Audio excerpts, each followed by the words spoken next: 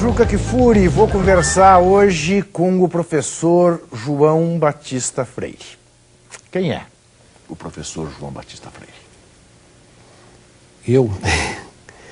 Eu sou... Aliás, dia 3 de fevereiro agora eu completei 48 anos de trabalho. Então eu sou, pelo tempo que eu tenho 62 anos, comecei com 14 anos, quer dizer, eu sou um trabalhador, né? Sou um trabalhador porque acredito que a vida ela deve ser equilibrada nesses dois polos, né? Aprendemos a usufruir da vida, nascemos para isso, né? Temos um compromisso ético de viver, e outra de repor aquilo que a gente consome quando usufrui da vida, que a gente faz trabalhando, né? Então, acho que esse equilíbrio entre estar bem com a vida, gozar a vida, usufruir da vida e trabalhar para tornar a vida sustentável é o que eu procuro fazer na minha vida, procuro caracterizá-la agindo dessa maneira, né? Então, sou um trabalhador e sou um gozador da vida. Com que formação, professor? Tem a formação oficial, eu sou formado em Educação Física, licenciado, né? Uma antiga licenciatura. E depois fiz mestrado em Educação Física, fiz doutorado em Psicologia Educacional, fiz minha carreira na USP, depois na Universidade Federal da Paraíba, depois me aposentei pela Unicamp e dei aulas há algum tempo também na Universidade Estadual de Santa Catarina, a UDESC. E hoje eu trabalho no Instituto Esporte e Educação e na Caravana do Esporte e da Música, né, da ESPN. O Instituto é um instituto conhecido como Instituto da Ana Moser. Instituto da Ana Moser, uma grande pessoa, né? Professor João Batista Freire, se eu disser que você é um decano da educação física no Brasil, não estarei falando nenhuma mentira, porque afinal esses anos todos comprovam, não é? O tempo todo que você está nessa vida. Razão pela qual minha pergunta não é essa. Minha pergunta é: como é que você se sente sabendo-se o guru do que há de melhor na educação física brasileira? Eu não acho bom ser falso modesto, mas eu acho muito bom ser humilde. Eu quero ser humilde um dia. Isso é uma aspiração de vida e eu gostaria que as pessoas tivessem projetos de ser humildes, né? A sabedoria está muito vinculada à humildade. Eu não me considero sábio ainda porque ainda não sou uma pessoa humilde. É um projeto. Mas eu não me sei decano ou uma referência, porque eu sou uma pessoa em formação, né? Sou uma pessoa em formação e se eu não tenho muitos críticos, eu sou crítico de mim mesmo e percebo tantas insuficiências, tantas falhas, né? Mas enfim, eu não paro muito para pensar nisso, eu faço coisas, né? O pedagogo, que é o meu caso, ele é um sujeito que ele é um adepto da esperança, né? O pedagogo é aquele indivíduo que ele instrumentaliza as pessoas para elas cuidarem das suas próprias vidas. Então, por exemplo, eu não curo a doença de alguém, eu dou instrumentos para que ela se cure, né? Eu não ensino uma pessoa, eu ofereço instrumentos para que ela aprenda. Então eu estou sempre fazendo coisas, não dá nem... É mais ou menos, eu lembro de uma frase daquele Phil Jackson, no tempo que ele era do Chicago, ele escreveu um livro na época e ele disse o seguinte: tem momentos que eu digo para o meu jogador, pare de pensar e jogue. Não dá muito tempo, às vezes, sabe, de ficar parando, pensando, planejando para depois fazer. O professor, ele mata um leão a cada segundo, né? Você está dando uma aula, e eu dou aula até hoje para criança, inclusive, então você está dando aula, o problema está ali, você tem que resolver, você não pode... Peraí, vou lá para o laboratório, vou resolver... Não, eu tenho que resolver aquilo na hora, né? Assim é que funciona o professor. E eu não sei ser outra coisa que não professor.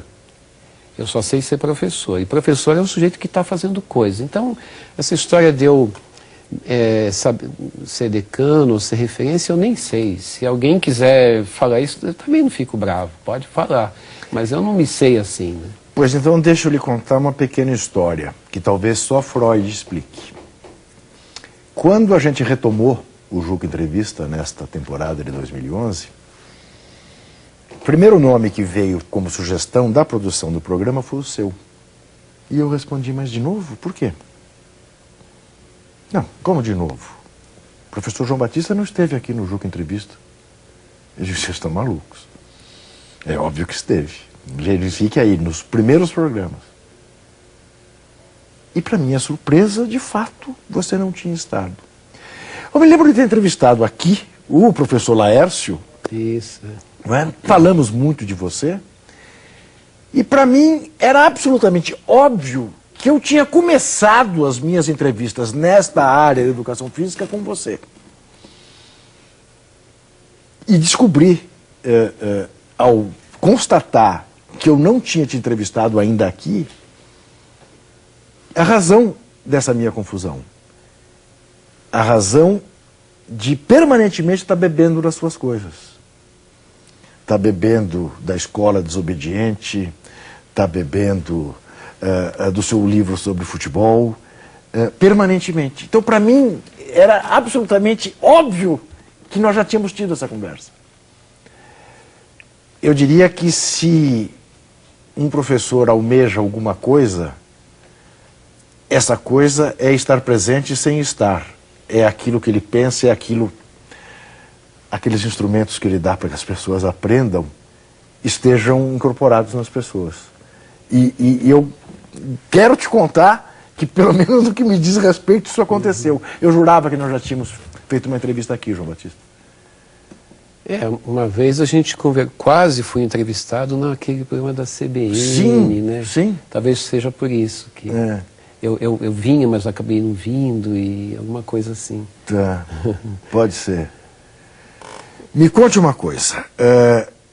Desde sempre, inclusive no período da ditadura brasileira, você olhou para a prática da educação física como um exercício de liberdade e de resistência. Eu queria que você contasse um pouco, né, para o fã do esporte, como que é essa sua trajetória, né?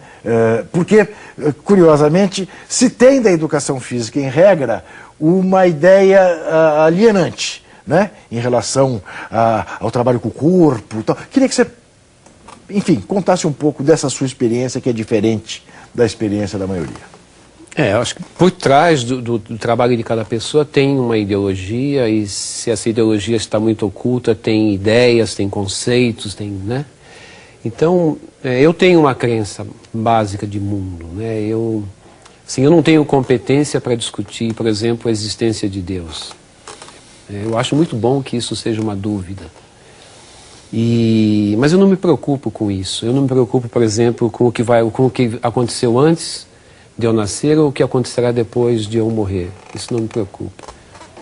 Eu me preocupo com esse tempo de permanência aqui. E esse tempo de permanência aqui é um tempo corporal.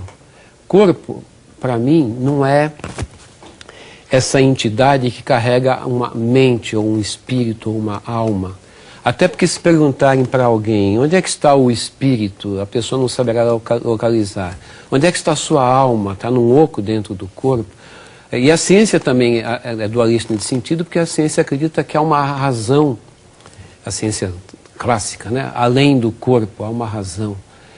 Eu acho que não, acho que nós somos uma entidade encarnada. Para viver neste mundo e se manifestar é preciso ser encarnado, ser corpo. Nunca houve uma manifestação nesse mundo que não fosse encarnada. Portanto, nós temos que cuidar neste mundo desse nosso tempo de permanência neste mundo, que é um tempo de permanência corporal. Então, toda educação tem que ser uma educação corporal. Eu não faço uma educação investindo no que vem depois. Eu faço uma educação investindo no que existe agora. Então, isso é a base de uma educação. Eu quero que as pessoas aprendam a viver corporalmente. A educação física, para mim, é uma disciplina que ensina as pessoas a viverem corporalmente, que lhes ensina a ser corpo. E aceitar essa condição.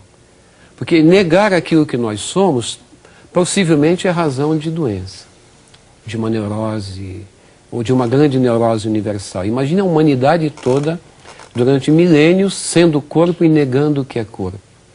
Eu acredito que isso é causa de uma grande... Por exemplo, se eu for obeso e negar que sou obeso, eu sempre serei obeso. Se eu for magro e negar que sou magro, poderei virar anoréxico. Se eu sou corpo e nego que sou corpo, possivelmente eu estou produzindo alguma doença. Então eu proponho uma educação que faça as pessoas assumirem aquilo que elas são, ou seja, que são corpo. Isso para mim é base de uma educação física, e um nome melhor talvez seria uma educação corporal. E toda libertação é libertação corporal, portanto, né, a partir disso. No tempo da ditadura, eu era um jovem... Eu vou querer que você, para não te interromper, que você conte isso no próximo bloco. A gente já volta.